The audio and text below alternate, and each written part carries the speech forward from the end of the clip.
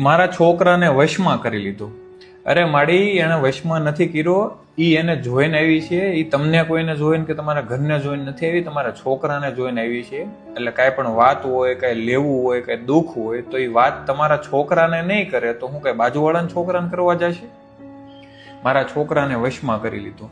વશમાં નથી કર્યો અને બીજો કોઈ પ્રોબ્લેમ નથી. પ્રોબ્લેમ ખાલી એ જ છે કે તમારો અને તમારી વહુનો જે ઉંમરની વચ્ચેનો ડિફરન્સ છે ને એ વધારે છે અને એના લીધે જનરેશન ગેપના લીધે તમારી આ બધી મિસ્ટેક થાય છે. સાસુ હોય, સસરા હોય, એ બધાને જ્યારે પ્રોબ્લેમ થાય ને તો પ્રોબ્લેમ આ છે જાજો કે ઉંમરનો ગેપ અને સમજણનો ગેપ. બાકી છોકરાને વશમાં કરી લીધો ઘણા ઘરમાં હોય છે, નો ડાઉટ્સ, બટ બધે જ આવું નથી હોતો. ઘણી જગ્યાએ સમજણમાં ફેર હોય છે.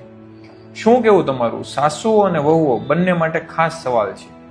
કોમેન્ટ કરજો અને શેર કરજો કે ઘણી બધી જગ્યાએ